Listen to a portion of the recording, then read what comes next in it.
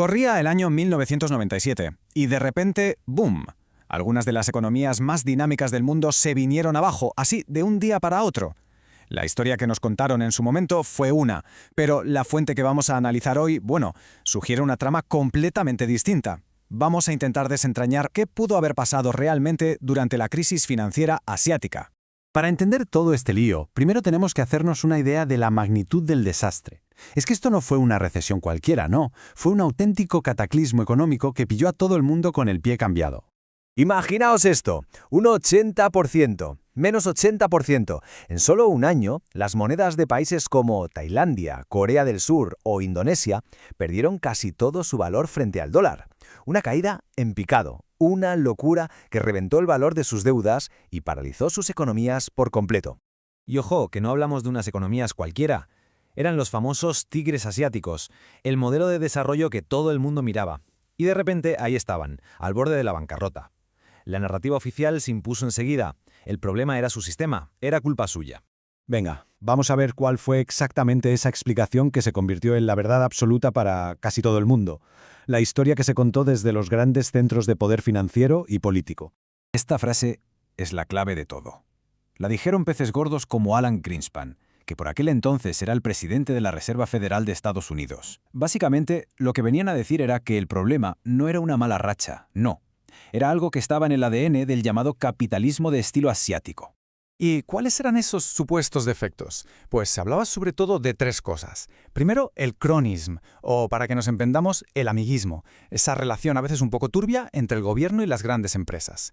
Segundo, un sistema bancario hinchadísimo, con una dependencia brutal de los préstamos. Y tercero, la manía de los gobiernos de meterse en todo lo que tenía que ver con los mercados.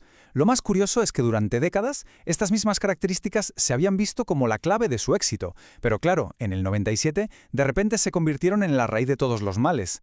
Pero es justo aquí donde la cosa se pone interesante y nuestro análisis da un giro de 180 grados. La fuente que exploramos hoy plantea una hipótesis que no tiene nada que ver. Esta es la pregunta que lo cambia todo. ¿Falló de verdad el modelo asiático? ¿O fueron una serie de decisiones políticas muy concretas y quizá deliberadas las que nos llevaron de cabeza al colapso? Aquí lo vemos claro. Es el choque de dos ideas. Por un lado, la visión general. El sistema tenía un fallo de fábrica. Por otro, el argumento de nuestra fuente. No, el sistema no era el problema. El problema fueron las políticas que se aplicaron. Y esas políticas, según se argumenta, crearon una bomba de relojería. La cronología, la verdad es que es muy reveladora. Todo arranca sobre el 93 cuando se liberalizan los mercados de capitales. Vamos, que se abre la puerta al dinero de fuera. Esto provoca que entre el 93 y el 96 entre una cantidad de pasta brutal que infla una burbuja tremenda. En el 97, como era de esperar, la burbuja pincha y estalla la crisis. Y para el 98 ya tenemos al FMI interviniendo e imponiendo sus condiciones. El resultado de esa desregulación salta a la vista en este gráfico. Fijaos en el salto, es que es una auténtica barbaridad. Se pasa de menos de 21.000 millones de dólares en el 92 a casi 100.000 millones en solo 4 años, en el 96. Fue como abrir un grifo a tope y dejar que el dinero fácil lo inundara todo. Y aquí está el meollo de la cuestión. La fuente lo describe como una receta casi perfecta para el desastre, en 4 sencillos pasos. Primero, desregulas. Permites que todo el mundo se endeude fuera sin control. Segundo, lo incentivas. Garantizas un tipo de cambio fijo y ofreces intereses locales más altos. Un chollo, vamos. Tercero, inflas la burbuja, obligando a los bancos a prestar dinero para proyectos especulativos. El cuarto paso era, según esta visión, inevitable, el colapso. Con la burbuja reventada y las monedas por los suelos, el escenario estaba listo para el siguiente acto, la intervención del Fondo Monetario Internacional. Los bancos centrales se habían fundido prácticamente todas sus reservas de dólares intentando defender sus monedas. Así que, sin más opciones sobre la mesa, tuvieron que llamar a la puerta del FMI, el único que podía soltar los fondos de emergencia que necesitaban para no irse a la quiebra total.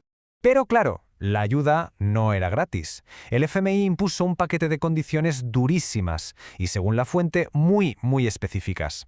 No solo pedían austeridad, sino reformas estructurales muy profundas, como permitir que inversores extranjeros compraran empresas locales a precio de saldo.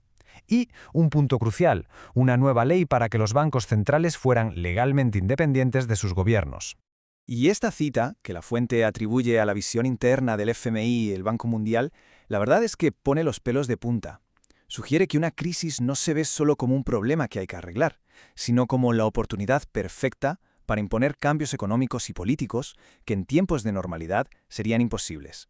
Y vaya se impusieron cambios. La crisis no solo devastó las economías, es que redibujó por completo el mapa financiero y político de la región para las décadas siguientes. A ver, entendamos bien este concepto que es clave. La independencia del Banco Central significa que la institución que controla la política monetaria de un país, la que maneja el dinero, ya no responde ante el gobierno o el parlamento que ha sido elegido en las urnas, opera de forma autónoma. Y esta era una de las principales exigencias del FMI. Y este fue el resultado. A pesar del desastre económico que sus políticas habían ayudado a crear, los bancos centrales de estos tres países salieron de la crisis con un poder y una autonomía sin precedentes, todo ello blindado por ley. Un cambio estructural masivo conseguido en medio del caos. Hubo otro cambio fundamental, uno geopolítico. La crisis destruyó la paridad con el dólar. Y a partir de ese momento, las monedas de la región empezaron a gravitar, en la práctica, en torno al yen japonés. Esto fortaleció la influencia de Japón en la zona y sentó las bases para una mayor integración económica en Asia en el futuro. Y con esto llegamos a la pregunta final que plantea nuestra fuente. ¿Fue la crisis de 1997 un accidente trágico, el resultado de un sistema defectuoso, o fue, como sugiere este análisis, el resultado predecible de unas políticas que, intencionadamente o no, sirvieron de detonante para forzar una reestructuración total del poder financiero en una de las regiones más dinámicas del mundo? Una pregunta que, desde luego, da que pensar.